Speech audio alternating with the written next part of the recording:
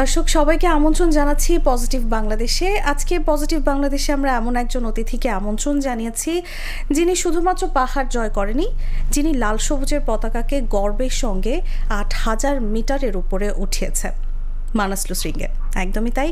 আজকে আমাদের সাথে উপস্থিত আছেন পর্বতারোহী তৌফিক আহমেদ তমাল। কথা বলবো তার সাথে। আপনাকে অনেক অনেক অভিনন্দন। গত ২৫ সেপ্টেম্বর আপনি মানাস লুসরিংগ জয় করেছেন। কেমন লাগছে আসলে? ধন্যবাদ। সর্বপ্রথম সঞ্চালিকাকে ধন্যবাদ, আর পাশাপাশি পজিটিভ বাংলাদেশকে ধন্যবাদ আমাকে এখানে আমন্ত্রণ জানানোর জন্য। আমার পাহাড় অভিযানের স্বপ্ন বা প্রত্যয় বা সম্ভাবনা বা অর্জনকে নিয়ে কিছুটা কথা বলার সুযোগ করে দেওয়ার জন্য অসংখ্য ধন্যবাদ। পাহাড় জয়, আপনি আপনার ইন্টারভিউগুলোতে কিন্তু সবসময় বলেন যে সাহস অনেক বেশি দরকার হয় পাহাড় জয়ের জন্য, এবং আপনি যে সাহসিকতার সঙ্গে পাহাড় জয় করেছেন এই গল্পই শুনবো একদম শুরু থেকে। আমি যতদূর জানি যে কুমিল্লা থেকে আপনার বড় হওয়া, তো এই কুমিল্লা থেকে ছোটবেলা থেকে পড়াশোনা করেছেন, এরপরে একেবারে পাহাড় জয়। সেখান থেকে যদি জানতে চাই পাহাড়ের প্রতি এই যে প্রেম, এই যে ভালো লাগা কোত্থেকে শুরু হলো? আসলে পাহাড়কে জয় করা যায় না। সবসময় আমরা সাধারণত জয়ের উদ্দেশ্যেই বলে মানুষ, প্রত্যেকটা স্পোর্টসে হচ্ছে জয় বিজয় থাকে, পরাজয় থাকে। সো পাহাড় আসলে জয় করা যায় না। পাহাড় যদি আমাদেরকে আমন্ত্রণ জানায়, পাহাড় যদি আমাকে অনুমতি দেয়, তাহলে আমরা পাহাড়ের শীর্ষে পৌঁছাতে পারি। সো আমার বেড়ে ওঠা জন্মসূত্রে কুমিল্লায়, এবং বেড়ে ওঠাও কুমিল্লায়, পড়াশোনাও কুমিল্লায়। চাকরির ক্ষেত্রে একটা সময় আমিও প্রফেশনাল লাইফে ছিলাম। চাকরির ক্ষেত্রে আমি বিভিন্ন জায়গায় মুভ করেছি, বাট পাহাড়ের সাথে সম্পৃক্ত আমার ছোটোবেলা থেকেই। স্টুডেন্ট লাইফ থেকে যখন স্কুলে পড়তাম সেই থেকেই সূত্রপাত। তো সেই সূত্রপাতটা কখন যে প্যাশন হয়ে গেছে, এখন প্যাশন থেকে now it's becoming my profession.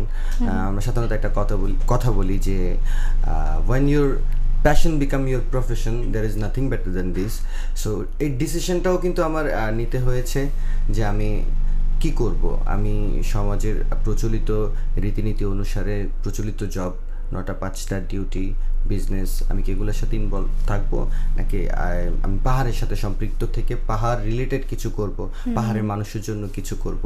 যে মানুষগুলো পাহাড়কে ভালোবাসে, যে মানুষগুলো পাহাড়ের সৌন্দর্যে নিজের সৌন্দর্য বিকশিত করতে চায়, নিজের আত্মা বিকশিত করতে চায়, তাদের জন্য কি করা যায়, সেই থেকে আমি পাহাড় রিলেটেড কাজ করা শুরু করেছি। আমি নিজেকে ধাপে ধাপে একজন পাহাড় ভ্রমণের উদ্যোক্তা হিসেবে গড়ে তোলার চেষ্টা করেছি। তো সেই কাজগুলোই করছি। সেই কাজগুলো করার মূল যে উদ্দেশ্যটা, সেটা হচ্ছে আমার নিজের পাহাড় যাত্রাকে বেগবান করে রাখা। সো আমি চাইবো সবাই পাহাড়ে আসুক, পাহাড়ে ভ্রমণ করুক, আমাকে ফলো না করুক, আমার সংগ্রামটাকে ফলো করুক। জীবনের প্রত্যেকটা ক্ষেত্রেই আসলে শুধু একটা পাহাড় জয় না, প্রত্যেকটা প্রফেশনাল লাইফে মানুষ তার নিজের বাধা বিপত্তি জয়ের ক্ষেত্রে কিছু ধারাবাহিক প্রসেস পালন করা উচিত। আমিও চেষ্টা করছি দিনে দিনে আরও শেখার জন্য, আরও পরিণত হওয়ার জন্য। আমার নামের পাশে সবসময় একটা শব্দ আমি উল্লেখ করি, লার্নার। তো আসলে দোলনা থেকে মৃত্যু পর্যন্ত মানুষ শিখছে, আমিও শেখার চেষ্টা করছি পাহাড় থেকে। একদম একদম। আমরা সচরাচর যেটা দেখি যে ছোটবেলা থেকে আমরা পড়াশোনা করে বড় হচ্ছি, চাকরি বাকরি, এই তো, কিন্তু সেখান থেকে পাহাড় জয়। আপনি আবার পড়াশোনার জন্য মনে হয় দেশের বাইরেও গিয়েছেন। জি, দেশের বাইরে যাওয়ার চেষ্টা করেছি পড়াশোনার জন্য। আর আসলে অনেক পড়াশোনা করতে চেয়েছি। পড়াশোনা আমি স্টুডেন্ট লাইফেও ভালো ছিলাম, প্রফেশনাল লাইফে ঠিক হতে পারিনি। তার একটাই কারণ, সময় মেলানো, সময় অ্যাডজাস্টমেন্ট। যখন আমরা স্টুডেন্ট থাকি, we have lot of time to spend. আমরা অনেকেই বলে যে আমি এখন স্টুডেন্টের বা কিছু সমস্যা থাকে, আর্থিক বাধা থাকে ভ্রমণের জন্য। সো কিন্তু যখন আমরা প্রফেশনাল লাইফে যাই, আমাদের আর্থিক বাধা কেটে যায়, বাট সময়টা থাকে না। একদমই।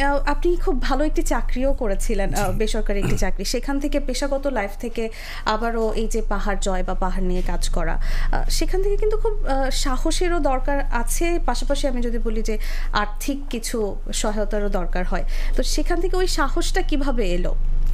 আপনি চিন্তা করে দেখেন, আপনি সাংবাদিকতার পেশায় আছেন, আপনার প্যাশন, আপনি এখানে কাজ করছেন।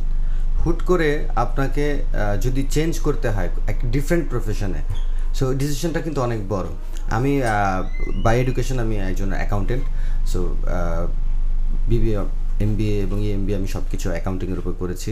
তো জবগুলো আমার ওই রিলেটেডই ছিল, ইভেন আমি ব্যাংকেও কাজ করেছি। কিন্তু সেই থেকে আপনি হুট করে একটা ছেলে, মানে আমরা সাধারণত কি করি, একটা ছেলে সংসারের হাল ধরে, সংসার, হ্যাঁ সেই সবাই ধরে মানে বাই প্রফেশনালি। তো সেই থেকে হুট করে আপনি চেঞ্জ করে একটা ডিফারেন্ট জনারে চলে গেছেন। আত্মীয় স্বজন বলেন, পরিবার বলেন, সবার একটা প্রশ্ন থাকতে পারে, তুমি সুন্দর চাকরি করতে, সুন্দর জীবন যাপন ছিল তোমার, হুট করে তুমি এক শখের বসে বা প্যাশনের বসে সব কিছু ছেড়ে ছুড়ে চলে। এখনও কিন্তু আমার ফ্যামিলিতে বোঝাতে সমস্যা হয়, প্রবলেম হয়। আমার আত্মীয় স্বজনরা জিজ্ঞেস করে আসলে সে কি করে। স্বাভাবিক, এটাই আমি জিজ্ঞেস করতাম যে সবাই তো আর সব কিছু ঠিকঠাকভাবে নেয় না। এই যে আপনার পেশাগত লাইফ থেকে এখন পাহাড় নিয়ে কাজ করছেন, তো আমরা যদি একটু জিজ্ঞেস করি পরিবারের কথা যদি জানতে চাই, পরিবারে কে কে আছেন, তারা কেমন রেসপন্স করে আপনার এই পাহাড় জয় নিয়ে বা পাহাড় নিয়ে কাজ করছেন যে এটি নিয়ে? যে আমার পরিবারে আমার 2 বোন আছেন, একজন দেশের বাইরে থাকেন, একজন দেশেই থাকেন, সরকারি চাকরি করেন। আর আমাদের সংসার বলতে আমি আর আমার মা। আমার পাহাড় যাত্রাটা আসলে একটা সংকল্পের। আমার মা আমার জন্য বাড়িতে অপেক্ষা করে কখন আমি ফিরবো। তো কাজের ক্ষেত্রে বছরের 6টা মাস আমার নেপালে থাকতে হয়, নেপাল হিমালয়ে থাকতে হয় বা ইন্ডিয়ান হিমালয়ে থাকতে হয়। তো ওই সময়টুকু সে অপেক্ষা করে কখন বাড়ি ফিরবো। তো এই জার্নিটা কিন্তু একটা পরিবারের সাপোর্ট, অনেক সময় যে প্রকাশ্যে পরিবার সাপোর্ট বলতে হয় যে তুমি যাও, এগিয়ে যাও, তোমার পাশে আমরা আছি, ব্যাপারটা এমন না। স্যাক্রিফাইসগুলো, যে অপেক্ষাগুলো, আমি প্রায় আজকে 12 থেকে 13টা ঈদ করতে পারি না, সময় পাচ্ছি না, কারণ ঈদের সময় আমাদের কাজের ফুল সিজন থাকে। তো আমার তো কাজ করতেই হবে, কারণ আমার পাহাড়ে যেতে হবে। পাহাড়ে আমার কাজটাই হচ্ছে কি মানুষকে স্বপ্ন দেখিয়ে পাহাড়ে নিয়ে যাওয়া এবং তাদের যে স্বপ্ন যাত্রাটাকে স্মুথ করে দেওয়া। তো তার বিনিময়ে যে পারিশ্রমিক, যে অর্থ আমার আয় হয়, সেটাই আমি আবার পাহাড়ে বিনিয়োগ করি। আপনি হয়তো বা জানবেন আমি পর্বতারোহণের সাথে সম্পৃক্ত। সেই পর্বতারোহণ হচ্ছে পৃথিবীর অন্যতম একটি ঝুঁকিপূর্ণ স্পোর্টস এবং খুবই এক্সপেন্সিভ স্পোর্টস। সো এই স্পোর্টসকে বেগবান রাখতে, চালু রাখতে কিন্তু পার্সোনাল ইনকাম, মানে ধরেন আমি যত টাকা ইনকাম করি না কেন, আপনি যত টাকা ইনকাম না করেন না কেন, আপনি কোনো পৃষ্ঠপোষকতা ছাড়া খুব বেশি দূর আগাতে পারবেন না। আমরা যে দেখি বা দেশে বিভিন্ন ধরনের স্পোর্টস আছে, সব স্পোর্টসে কিন্তু সবার উদ্দেশ্য কিন্তু একটাই, বাংলাদেশকে প্রতিনিধিত্ব করা। আমাদের যে স্পোর্টসটা একটা উদীয়মান স্পোর্টস, সেই স্পোর্টসটা উঠছে, আস্তে আস্তে বুম হচ্ছে ডিউ টু সোশ্যাল মিডিয়ার কল্যাণে অথবা কিছু কিছু মানুষের দৃষ্টান্ত স্থাপনের কারণে। তো আমিও চেষ্টা করছি যেন আমি দৃষ্টান্ত স্থাপন করতে পারি যে লাল সবুজের পতাকা শুধু ফুটবল, ক্রিকেট বা নানান অ্যাথলেটিক্স, নানান স্পোর্টস থেকে সম্ভব না। আমার ক্ষেত্রেও মানে আমার জনার থেকে আমি কতটুকু কিভাবে বাংলাদেশকে প্রতিনিধিত্ব করতে পারি সেটাও চেষ্টা করে যাচ্ছি। It's a good sports, very healthy sports. আর অসম্ভব মানে আপনার কি হয়, মানে আমরা সাধারণত স্পোর্টসের সাথে সম্পৃক্ত থাকি দারুণ সুখানুভূতির জন্য, অ্যাড্রিনালিন রাশের জন্য। সো আমাদের স্পোর্টসের ক্ষেত্রে ভয়ঙ্কর অ্যাড্রিনালিন রাশ হয়, যার ঘোর আপনার কাটাতেই অনেক সময় লাগে। অবশ্যই, একদমই ঠিক বলেছেন। এইটা নিয়ে তো কথা বলবো, কিন্তু আমি আবারও একটু আপনার ব্যক্তি জীবনে প্রবেশ করতে চাই। এই যে অভিযাত্রিক মন, পাহাড় যাত্রা, এই মানুষটিকে কখনো সাংসারিক হবে? বিয়ে করেছেন কিনা আগে একটু শুনি, তারপরে এই প্রশ্নটি করি। তমাল কি ম্যারিড নাকি আনম্যারিড? আমি লাকিলি ম্যারিড না। আচ্ছা, কারণ হচ্ছে লাকিলি কারণ ইটস অনেক বড় সংগ্রাম, মানে ফ্যামিলি মেনটেন করা, এরপর আরো কয়েকটা মানুষের দায়িত্ব নেওয়া।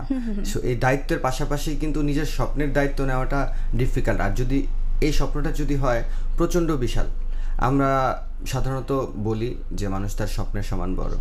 তো সেই স্বপ্নকে বেগবান রাখতে আমি আপাতত কোনো ধরনের ইচ্ছাই নেই যে আরও কোনো দায়িত্ব বা রেসপন্সিবিলিটি নেওয়ার।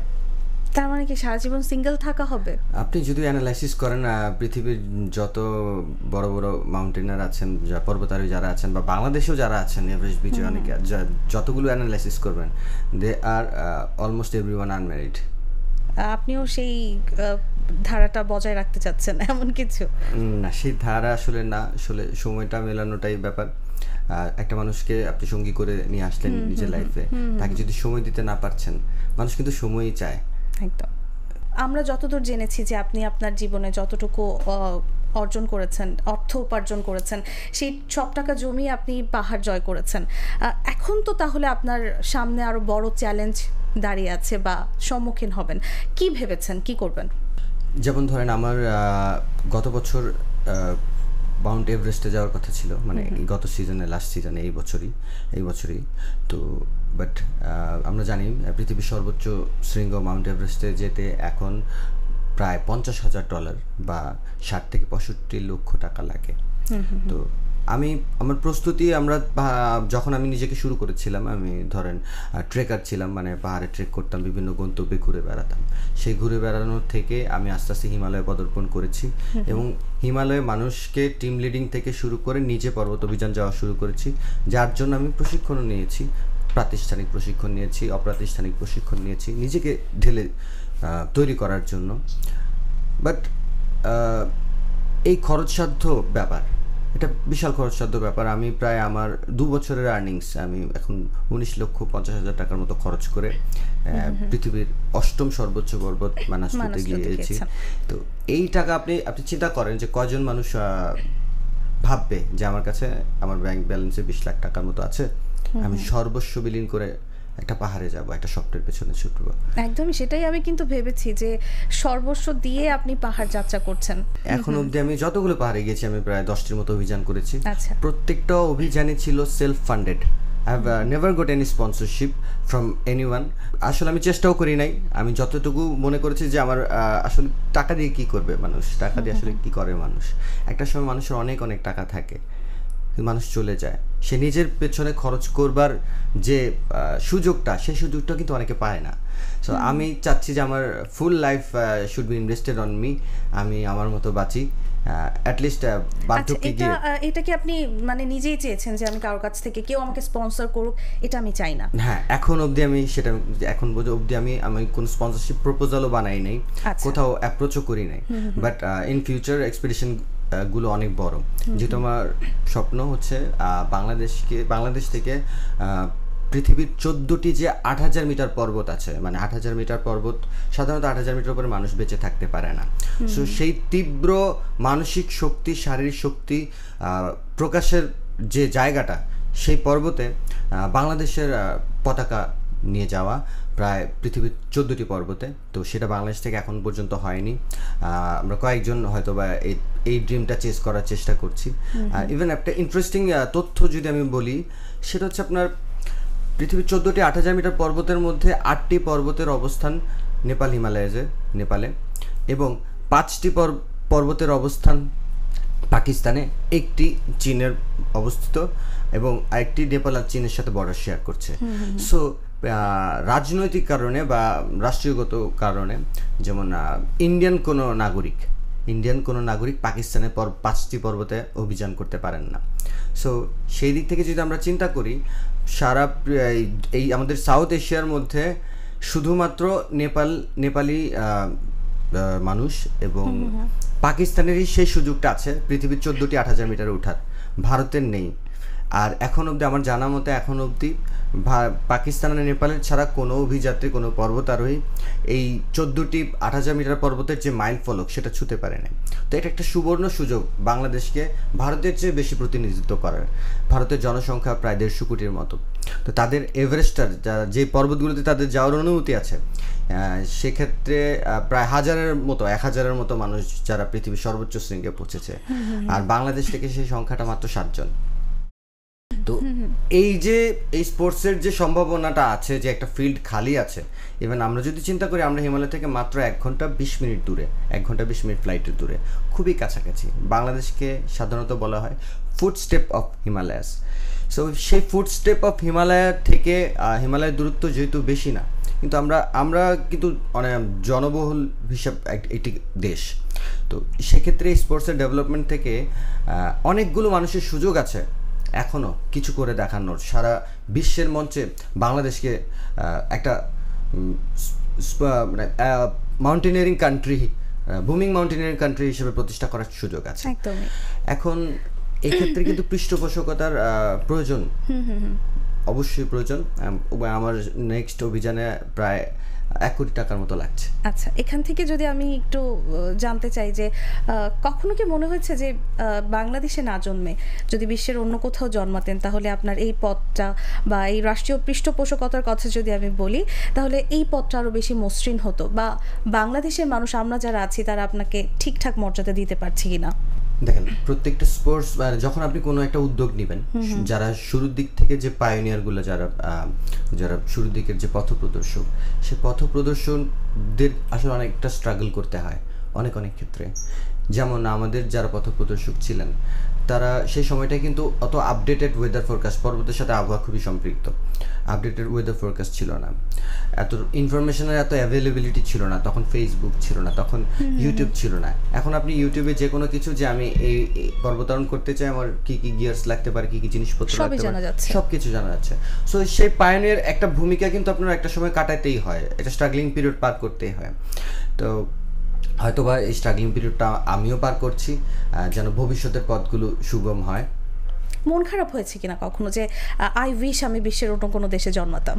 হ্যাঁ, এই এক ক্ষেত্রে কিছু ক্ষেত্রে মন খারাপ হয়। যেমন ধরেন আমাদের আর্থসামাজিক অবস্থা যদি বলি, আমরা তো টাকা ইনকাম করি, কিন্তু পাহাড়ে সবকিছু চলে ডলারের হিসাব। সো যারা মার্কিন ডলার ইনকাম করে, ইউএস ডলার বা মার্কিন ডলার ইনকাম করে, বা ইউরোতে পাউন্ডে ইনকাম করে, তাদের কাছে ওই এক্সপেন্স মনে হয় না, কারণ তাদের আয়ের পরিমাণই বেশি। আর আরেকটা ব্যাপার মন খারাপ হয় মাঝে মাঝে যে যদি আমি নেপালের বাসিন্দা হতাম, যদি হিমালয়ের বাসিন্দা হতাম, তাহলে হয়তো আমার জন্য খরচ আসলে কম। আপনি যেমন ধরেন বাংলাদেশিদের ক্ষেত্রে যদি আমরা এভারেস্টে যাওয়ার পরিকল্পনা করি, সেক্ষেত্রে নেপাল গভর্নমেন্টকে আপনার প্রায় $15,000 বা 19 লক্ষ টাকা আপনার শুধু পারমিশন ফি বাবদ দিতে হবে। এরপরে বাদ বাকি খরচ মিলে 60 লক্ষ টাকা। কিন্তু এটা কিন্তু একজন নেপালি সিটিজেনের লাগছে না, সে অলমোস্ট ফ্রিতে পাহাড় চড়তে পারছে, অভিযানে যেতে পারছে। তো কিছু ক্ষেত্রে মন খারাপ হয়, বাট স্টিল আমার দেশ বাংলাদেশ আপনি যদি চিন্তা করেন, আমরা খুবই একটা দারুণ একটা বদ্বীপে আছি, যার মাটি খুবই উর্বর। হিমালয়ের থেকে যতগুলো নদীর উৎপত্তি, প্রত্যেকটা নদী বাংলাদেশে কাছাকাছি এসে বিলীন হচ্ছে, এবং বাংলাদেশের পুরো ভূখণ্ডকে সুজলা সুফলা শস্য শ্যামলা করতে বিশাল ভূমিকা রাখছে। সো আমরা আসলে হিমালয়ের থেকে খুব দূরে না, হিমালয়ের সাথে সম্পৃক্ত। আমি খুশি আমি জন্মসূত্রে বাংলাদেশি। তোমার 10টি পর্বত যাত্রা হয়েছে আপনার এ পর্যন্ত সফলভাবে। আমি আসলে অনেক বেশি জানতে চাই যে এই যে আপনি যাচ্ছেন, কখনো কি মনে হয়েছে যে যদি ফেরত আসতে না পারি, কারণ অনেক বেশি ঝুঁকি থাকে, ওয়েদার বলি, অক্সিজেন যদি বলি, সব কিছু মিলে কিন্তু অনেক রকম ঝুঁকি থাকে, এটি কি কখনো মনে হয়েছে যে আর বোধহয় ফেরত যেতে পারবো না? এই দুশ্চিন্তার থেকে সবসময় আমার যেটা মনে হয় যে আমি যদি পাহাড়ে থেকে যাই সবসময়, তো ঝুঁকি তো অবশ্যই আছে, প্রত্যেকটা স্পোর্টসের ঝুঁকি আছে, জীবনযাত্রার প্রত্যেকটা অংশে ঝুঁকি আছে। আমরা এখান থেকে স্টুডিও থেকে বের হয়ে রাস্তা ক্রস করতে গিয়ে আমরা কিন্তু মরে যেতে পারি। সো সেই ঝুঁকিটা আসলে আমার মনে হয় যে আপনার মৃত্যু কোথাও না কোথাও অবধারিত, সেটা যদি পাহাড়ে আমার ক্ষেত্রে লেখা থাকে, তো সেই জন্য আমি ভয় পাই না আসলে। আর পাহাড়ে যেতে যাওয়া মানুষগুলো খুব কমই ভীত হয়, অসাধারণ শক্তি এবং সাহস সঞ্চয় করে কিন্তু পাহাড়ে যেতে হয়। সো মৃত্যুর ভয় নেই, বারবার পাহাড়ে যাব, পাহাড় ভয় পাচ্ছি না, পাহাড় ভয়ের জায়গা না, পাহাড় ভালোবাসার জায়গা। পাহাড় একতরফা ভালোবাসতে জানে, যদি আপনি সে ভালোবাসাটা নিতে পারেন, পাহাড়কে আপনি আপনার মনের সব কষ্ট শোনাতে পারেন। আর তো মানে এটা আধ্যাত্মিক একটা ব্যাপার স্যাপার, কিন্তু যার সাথে পাহাড় কানেক্ট করে, মানে যেমন আমার সাথে ইটস ভেরি কানেক্টেড। যেমন আমি 1 মাসও পাহাড় থেকে দূরে থাকতে পারি না। সো এই ব্যাপারটা কেন? এই ব্যাপারটা হচ্ছে যেই প্রাকৃতিক সৌন্দর্য থেকে শুরু করে আপনার পাহাড়ের মানুষজনের যে সাবলীল জীবনযাত্রা, তাদের মানুষকে যেভাবে ওয়েলকাম করার যে প্রচেষ্টা, আপনি আপনার বাসায় ঢাকায় হুট করে কেউ আসলো, বা আমাদের বাসায় ঢাকায় কেউ হুট করে আসলো, তাকে চিনি না জানি না, আমরা কিন্তু বারবার 100 বার চিন্তা করবো, মানে নিরাপত্তার কথা চিন্তা করব, আন্তরিকতার কথা চিন্তা করব, সব কিছু নিয়ে চিন্তা করব। কিন্তু আপনি পাহাড়ে যান, আমরা বান্দরবানের পার্বত্য চট্টগ্রামে যখন ঘুরতে যাই, আমরা এমন পাড়ায় যাই, আদিবাসী পাড়ায় যাই, উপজাতি পাড়ায় যাই, যেখানে আপনার রাত 1-2 হাঁটতে হাঁটতে আমাদের রাত 1, 2, 3 পৌঁছে যায়। সেই সময় মানুষগুলো কিন্তু কাঁচা ঘুম থেকে উঠে আমাদেরকে রান্নাবান্নার ব্যবস্থা করে দেওয়া, থাকার সুব্যবস্থা করে দেওয়া, এটা শুধু পার্বত্য চট্টগ্রাম নয়, হিমালয়েও কিন্তু সেম জিনিসগুলো ঘটে। দে আর ভেরি ওয়েলকামিং। তাদের মানে আনকন্ডিশনাল যে ভালোবাসার যে প্রক্রিয়াটা, সে প্রক্রিয়াটা আপনি মুগ্ধ হবেন। মুগ্ধ হয়ে আপনি যতই পাহাড় ভ্রমণ কষ্ট হোক না কেন, আবার প্রথম যখন আমরা পাহাড়ে যেতাম খুব কষ্ট হতো, যখন খুবই ক্লান্তিকর যাত্রা, হুট করে যখন ভিউ দেখতাম সে যাত্রাগুলো নিমিষে শেষ হয়ে যেত, এবং যখন পরে বাড়ি ফিরতাম বারবার চিন্তা করতাম আবার কবে পাহাড়ে ফিরবো। একদমই, আমার মনে হয় এরকমটাই হয়। আপনি যখন পাহাড়ের চূড়ায় পৌঁছে যান তখন মনে হয় আগে যে কষ্টগুলো করে সেগুলোর কথা আর মনে থাকে না। তমাল আধ্যাত্মিক কথার কথা বলছিলেন আপনি। তমাল আসলে কি চায় যে তার কাজের মাধ্যমে রাষ্ট্র তাকে কতদিন মনে রাখবে? আমি চাই আসলে সবাই প্রত্যেকটা ক্ষেত্রেই কিন্তু নিজের নামটা ভবিষ্যৎ প্রজন্মের কাছে ক্যারি করতে চায়। একজন বাবা চায় তার সন্তানের নামের পেছনে তার নামটা থাকুক। তো আমি চাই আমার কার্যক্রমের মধ্যে, বা আমি যতটুকু পরিশ্রম করছি, হ্যাঁ, পাহাড়ের ক্ষেত্রে বা বাংলাদেশের পর্বতারোহণের ক্ষেত্রে যতটুকু সম্ভব আমার অবদান রাখার চেষ্টা করছি, সেই অবদানটা যেন ইতিহাসের পাতায় থাকুক। তো প্রত্যেকটা আমরা just history, we are creating history. আমার কাছে যেটা মনে হচ্ছে, আমরা আসলে ইতিহাস তৈরি করার চেষ্টা করছি। তো এই নামটা কিন্তু থেকে যাবে, এই সংগ্রামী নামটা। আমি যদি বলি প্রায় 14 বছরে যে আমার জার্নির পূর্ণতা এখন ধীরে ধীরে আমি পাচ্ছি, যে সংগ্রাম করে যাচ্ছি, স্ট্রাগল করে যাচ্ছি, বেড়ে ওঠার জন্য যে প্রকল্প বা সংকল্প নিয়ে যাচ্ছি, তো সেটা আস্তে আস্তে পূর্ণতা পাচ্ছে। তো আমি সেটাই চাইবো যে এখন থেকে মানে সরকার আমাকে বা রাষ্ট্র আমাকে মনে রাখুক। মনে রাখার মতো যদি আমি কোনো কিছু করি অবশ্যই মনে রাখবেন। অবশ্যই দুঃসাহসিকতার একটি কাজ করছেন আপনি, এবং 14 বছরের লম্বা একটা সময়। আপনি ভবিষ্যতের কথা বলছিলেন যে ভবিষ্যৎ যে চ্যালেঞ্জগুলো আছে বা যা করতে চান, 1 কোটি টাকার আপনার একটি প্রজেক্ট আছে বা 1 কোটি টাকার দরকার। তমাল, আপনি কি চান যে রাষ্ট্রের কাছে আপনার কোনো আহ্বান আছে কিনা, বা স্পন্সরশিপ নিয়ে যদি বলি কতটুকু পাবেন, বা আপনার এক্সপেকটেশনের জায়গাটা কোথায়? স্পন্সরশিপের ক্ষেত্রে ব্যাপারটা হচ্ছে কি, why they would invest money on me? তারা কেন আমার পেছনে টাকা খরচ করবে? সো ব্যাপারটা হচ্ছে এটাই, আমি তাদেরকে কি ডেলিভার করতে পারবো? হ্যাঁ, I can bring their brand name to the top of the world. আমি তাদের ব্র্যান্ডের নামটা পৃথিবীর শীর্ষে পৌঁছাতে পারবো, দুর্গম থেকে দুর্গম জায়গায় পৌঁছাতে পারবো, এবং সামাজিক মাধ্যমে একটা আরও বেশি গ্রহণযোগ্যতা থাকবে। যেমন ধরেন প্রত্যেকটা কোম্পানি কিন্তু তাদের সিএসআর ক্ষেত্রে, কর্পোরেট সোশ্যাল রেসপন্সিবিলিটিসের ক্ষেত্রে অনেক একটা নির্দিষ্ট পরিমাণে অ্যামাউন্ট তারা ব্যয় করে থাকে। সেটা বিভিন্ন ধরনের স্পোর্টসে হতে পারে, বিভিন্ন ধরনের জায়গায় হতে পারে। তো আমি চাই যে আমার স্পোর্টসের ক্ষেত্রে, যেহেতু আমি অনেকগুলো মানুষের সাথে কানেক্ট করতে পারি, অনেকগুলো মানুষের সাথে পাবলিকলি আমি ইনভলভড, সো সেই ইনভলভমেন্টসটা যেন কর্পোরেট সেক্টরকে আমার থ্রুতে সার্বজনীন করা যায়। তো সেটাই আমার প্রচেষ্টা। আমার পক্ষ থেকে, আমি তাদের পক্ষ থেকে যে পৃষ্ঠপোষকতা চাচ্ছি, সেই পৃষ্ঠপোষকতা ইটস নট ফর ফ্রি, এটা টু ওয়ে। আমি যদি কিছু দিতে পারি, দেন তারা আমাকে কিছু দিবে। সো সেটাই আমার আমন্ত্রণ, যে আমার মতো যারা স্ট্রাগল করছেন পাহাড়ে যাওয়ার জন্য, তারা কিন্তু চাইলেই বাংলাদেশকে বিভিন্ন জায়গায় রিপ্রেজেন্ট করতে পারেন। হ্যাঁ, তো আমরা মাল্টিপল ইন্টারন্যাশনাল পিপলের সাথে ইনভলভ হই। যেমন আমি এবার মানাসলি অভিযানে গিয়েছি, প্রায় 378 জন ফরেনার্স। এখান থেকে আমি একটু জিজ্ঞেস করতাম, আমি যদি একটু ইন্টারাপ্ট করি, ফরেনার্সদের কথা বলছিলেন, আপনার সাথে আরও অনেকেই ছিল, তো অ্যাজ এ বাংলাদেশি হিসেবে তারা আপনাকে কিভাবে ট্রিট করেছে? অ্যাজ এ বাংলাদেশি হিসেবে মানে খুব কম মানুষ কিন্তু বাংলাদেশ থেকে পর্বতারোহণে যায়। তো তারা সবসময় অবাক হয়। হ্যাঁ, অবাক হয়। You are from Bangladesh, you from Bangladesh, you from আপনার জন্মস্থান খুবই সমতলে, একদম ইউ ফ্রম জিরো অল্টিটিউড। মানে আমাদের জন্মস্থান কিন্তু আমরা ঢাকায় ধরেন 1-2 মিটারের মধ্যে জন্মেছি আমরা, বাট সেই থেকে 8000 মিটারের স্বপ্ন, সেই থেকে এত বড় বড় পর্বত তোমরা কিভাবে আসছো? হ্যাঁ, সো এই জার্নিটার ওয়ে কি, মানে প্রসেস কি, এই সাহসটা তোমরা কোত্থেকে করলে? তো আমি বললাম যে আমরা তো ব্লেসড, আমরা হিমালয়ের বাতাস খাচ্ছি, হিমালয়ের পানি খাচ্ছি।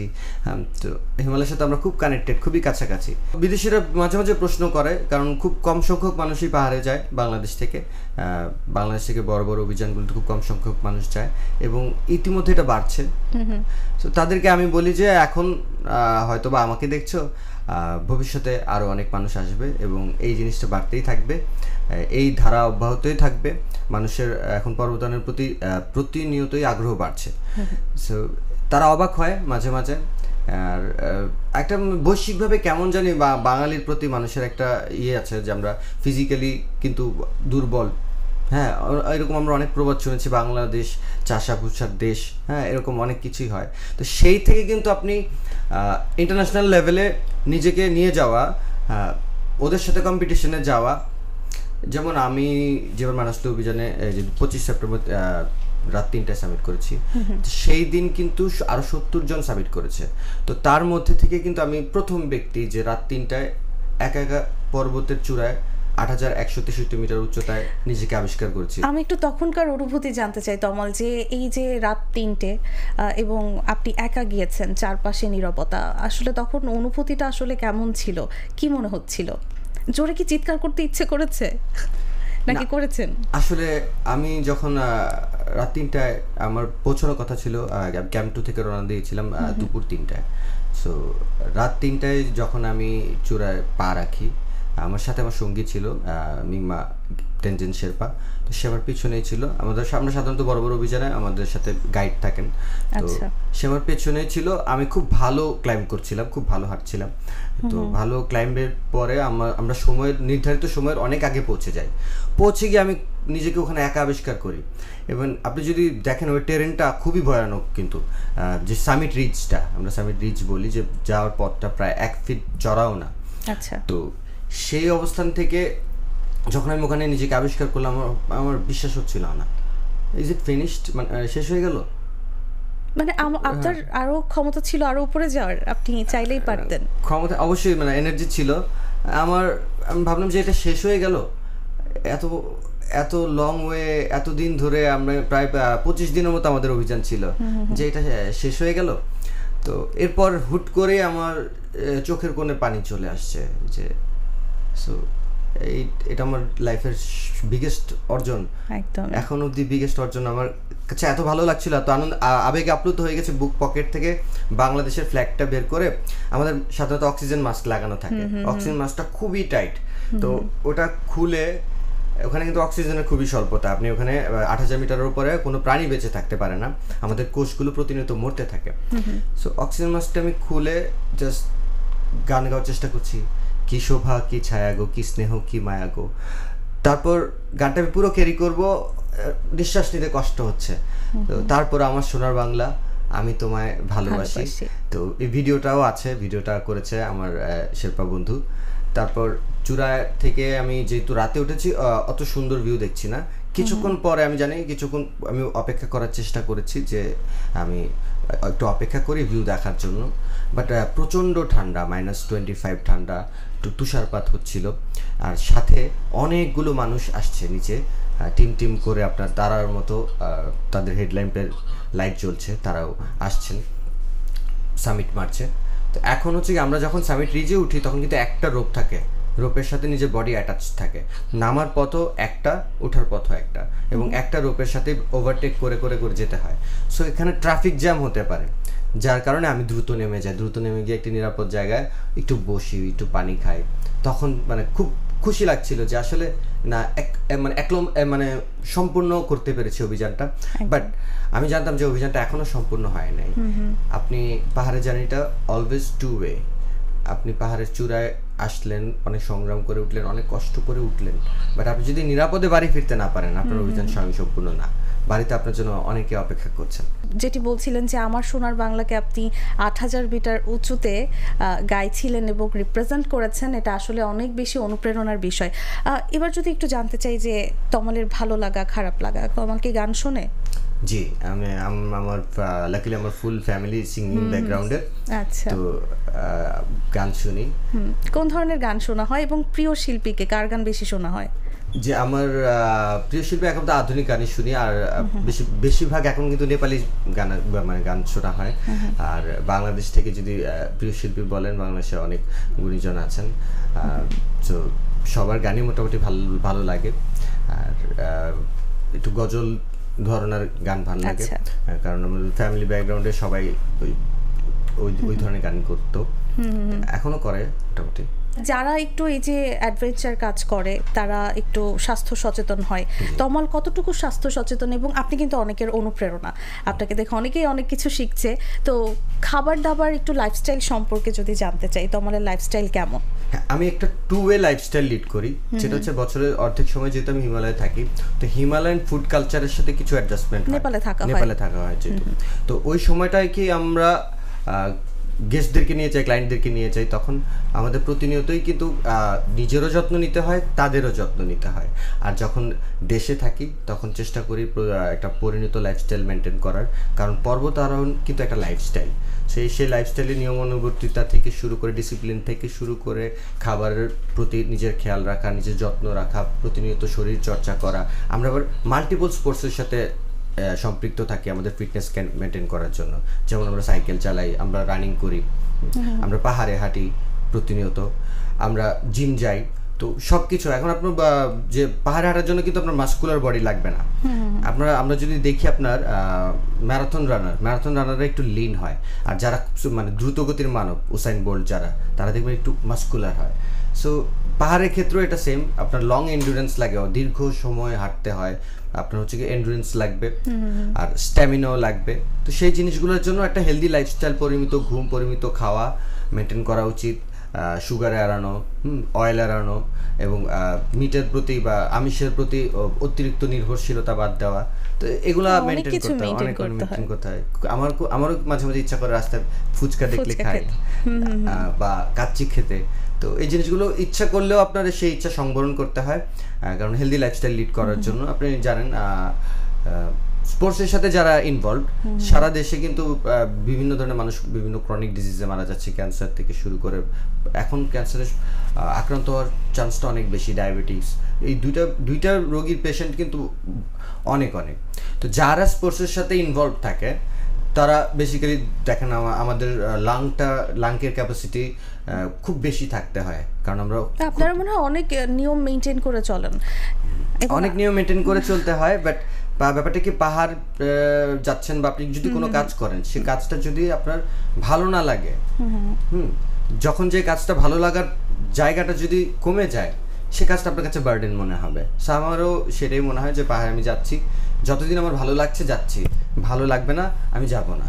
যদি জিনিসটা ভালো না লাগার চেয়ে কষ্টকর বেশি মনে হয়, তাহলে আমি যাব না। একদমই। তখন আমরা শেষের দিকে চলে এসেছি, অনেক গল্প শুনলাম আপনার কাছ থেকে। শেষ করার আগে আমি কিছু প্রশ্ন করতে চাই। এই যে আপনি যেমন দুঃসাহসের একটি কাজ করেছেন, আমি বলবো পড়াশোনা শিখে চাকরি বাকরি 9টা 5টা আপনার পছন্দ না, এই জন্য সেটি ছেড়ে দিয়েছেন, কিন্তু অনেক মানুষ আছে যারা ঘুরতে পছন্দ করে, পাহাড় ভালোবাসে, তারা কিন্তু চাইলেও পারছে না। তাদের উদ্দেশ্যে বা তারা বেড়াতে পছন্দ করে, তাদের উদ্দেশ্যে আপনার কি বলার আছে? অবশ্যই আমরা যদি পর্যটনের ক্ষেত্র বলি, বাংলাদেশে কিন্তু ঘোরার জায়গা খুবই কম বর্তমানে, পারিপার্শ্বিক পরিস্থিতির কারণে ঘোরার বিকল্প কিন্তু খুবই কম। ইভেন বাংলাদেশে ঘোরাটা কিন্তু এক্সপেন্সিভও। আপনি যদি দেশের বাইরে ঘুরেন, যেমন যদি ইন্ডিয়ান বর্ডার খোলা থাকতো, ইন্ডিয়ার ভিসা খোলা থাকতো, আমরা যদি ইন্ডিয়া ভ্রমণ করতাম, ইন্ডিয়া ভ্রমণটা খুবই সহজ এবং খুবই কম ব্যয় সাপেক্ষ। সেম এখন নেপাল খোলা আছে, নেপালে কিন্তু বাংলাদেশ থেকে অসংখ্য মানুষ যাচ্ছে। যেমন আমি বছরে প্রায় 700 থেকে 800 মানুষ নিয়ে যাচ্ছি। প্রত্যেকটা মানুষ কিন্তু প্রফেশনাল, মানে কেউ না কেউ কোনো কাজের সাথে সম্পৃক্ত, কেউ অ্যাডভোকেট, কেউ ডক্টর, কেউ বিজনেস করছেন, কেউ ভালো জব করছেন। তো আপনি খরচের ব্যাপারটা বুঝছেন, ওখানে আমাদের প্রত্যেকটা গেস্টের প্রায় 1 লাখ টাকার উপরে খরচ হয়। কারা 1 লাখ টাকা খরচ করতে পারে যার একটা সাউন্ড প্রফেশন আছে? একদমই, সেটাই আমি বলছিলাম। তারা সাধারণত ছুটির দিনগুলো টার্গেট করে, যেমন ঈদের যে ছুটি, ঈদ পূজার ছুটিগুলো টার্গেট করে, এবং সারা বছর টাকা সঞ্চয় করে ভ্রমণের জন্য। আর ভ্রমণের ক্ষেত্রে আমার একটা সাজেশন হবে, ভ্রমণ করতে আসলে অত টাকা লাগে না। আমরা লাইফের কিছু আনইউজুয়াল খরচগুলো যদি বাদ দিতে পারি, যেমন আমি ছোটোবেলায় যখন স্টুডেন্ট লাইফে যখন ঘুরতে যেতাম, তো আমার পক্ষে টাকা মেলানো খুব কষ্টকর ছিল। আমি কিছু রুলস মেনটেন করতাম, যেমন ধরেন আমি কেউ দাওয়াত দিল আমাকে, আমি যেতাম না, কাউকে আমি দাওয়াত দিতাম না, আচ্ছা, আমি ঈদের শপিং করতাম না। তো আপনার প্রায়োরিটি সেট করতে হবে। আসলে ভ্রমণটাকে যদি আপনি প্রায়োরিটি সেট করেন, যেমন আমাদের এখন মৌলিক যে চাহিদাগুলো, খাদ্য, বস্ত্র, বাসস্থান, চিকিৎসা, শিক্ষা, এর সাথে কিন্তু বিনোদনও সম্পৃক্ত হয়েছে।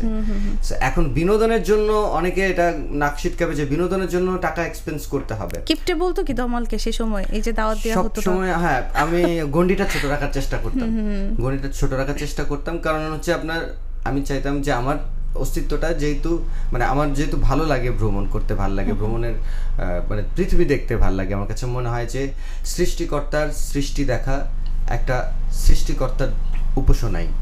কত সুন্দর করে উনি পৃথিবী এবং আমাদের মানুষের জন্য, পৃথিবীর সৃষ্টির সেরা জীবের জন্য অনেক কিছুই করেছেন। তো সেই সৃষ্টিগুলো দেখার যে মানসিকতাটা, সেটা আপনার মধ্যে থাকতে হবে। আর অবশ্যই ভ্রমণ করুন আপনার মানসিক প্রশান্তির জন্য, ভালো থাকার জন্য। সারাক্ষণ কাজ করতে করতে করতে করতে মানুষের কিন্তু অনেক প্রেশারাইজড ফিল হয়, ভাগতে চায় পৃথিবী থেকে, মানুষ পালাতে চায়। সবাই আমরা চাই যান্ত্রিক জীবন থেকে একটুখানি শীতল হাওয়া, যেন কাজের প্রেশার না থাকে। তমাল, আমরা শেষ পর্যায়ে চলে এসেছি। শেষে যদি আপনাকে জিজ্ঞেস করি যে আপনার কাছে জীবনের দর্শনটা কি, আপনি জীবনকে কিভাবে দেখেন, জীবন মানে কি, বা ভালো থাকতে হলে আসলে কি দরকার জীবনে, আপনার মন্তব্য কি? আমার কাছে জীবনের দর্শন খুবই সহজ। খুব সুন্দর করে নিজের জন্য বাঁচতে হবে। আপনার শুনলে ব্যাপারটা সেলফ ওরিয়েন্টেড মনে হতে পারে, বাট আমরা কিন্তু নিজের জন্যই বাঁচি। জন্ম থেকে মৃত্যু পর্যন্ত যে জার্নিটা, এটা সাধারণত আমাদের সাথে কিছু মানুষ সম্পৃক্ত হয়।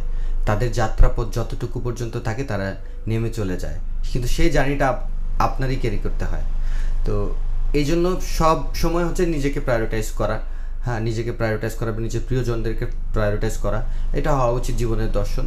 এবং নিজেকে কোথায় দেখব, সেই পরিকল্পনাটা মানুষের প্রয়োজন আগে থেকে করে নেওয়া।